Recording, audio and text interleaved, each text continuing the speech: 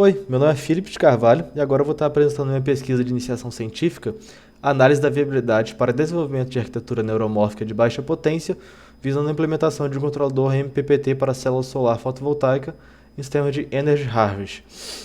Bom, esse é o segundo ano dessa pesquisa e no primeiro ano eu desenvolvi a rede neural e provei que ela consegue de forma muito satisfatória atuar como um controlador MPPT. E nesse segundo ano foi desenvolvido em hardware um modelo genérico de um neurônio, e ele foi produzido em tecnologia TSMC 180 nanômetros em uma rodada de fabricação disponibilizada pela Federal de Itajubá. Nesse circuito foi implementado a primeira parte de pesos de entrada da rede neural, onde para uma entrada, basicamente, para um neurônio, você tem que o valor da entrada x1 multiplicado por um peso W1, mais o valor da entrada x2, multiplicado por outro peso W1, somado a um valor de bias, que no final é passado por uma função de ativação não linear. E basicamente é esse circuito que está implementado.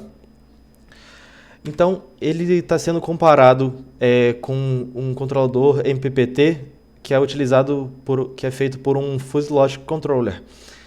E basicamente a metodologia usada foi treinar a rede neural utilizando os dados do controlador fuzzy. E aqui a gente tem os resultados, onde era gerada uma superfície de controle pelo fuzzy e a gente dava essa superfície para a rede neural para ela aprender.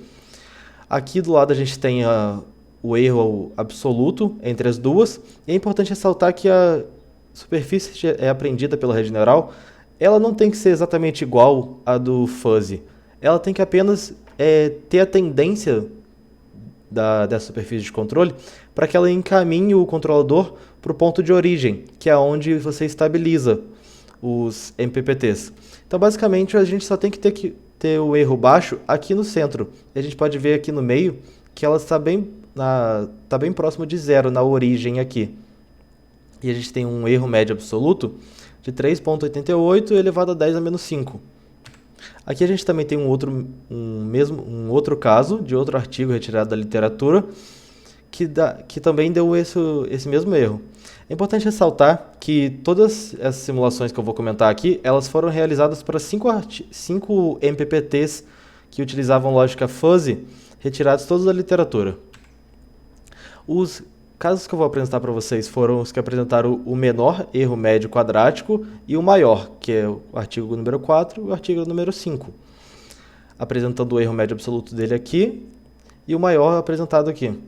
Esses resultados foram os resultados que eu alcancei no primeiro ano e aqui que eu vou comparar com eles. A gente pode ver que os erros encontrados, tendo como base o circuito desenvolvido, são bem próximos aos do primeiro ano, o que é muito satisfatório. Aqui, basicamente, eu implementei em ambiente Simulink o controlador de lógica fuzzy para ser comparado com a rede neural. E aqui a gente tem a comparação direta entre eles, que é em verde, a gente tem o desempenho do controlador de lógica fuzzy, onde ele controla o Duty Cycle, que por sua vez é inserido em um controlador de potência, que você faz a retificação de parâmetros de tensão, potência e corrente.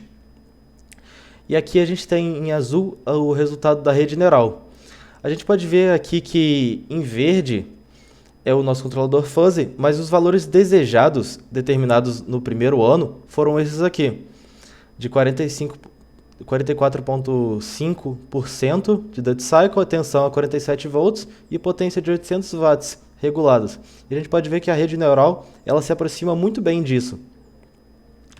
Aqui a gente tem um outro caso, que é o pior caso, e que a gente tem também essa mesma comparação. E por esses motivos a gente pode ver que o chip desenvolvido, o neurônio, ele consegue muito bem reproduzir os resultados que foram obtidos em simulação. Então, portanto, ele apresenta erro médio absoluto, erro médio quadrático baixo e também, atuando como MPPT, ele regula muito bem a tensão e a potência. Então é esperado que o chip desenvolvido e produzido ele vai atuar como um MPPT de forma muito satisfatória.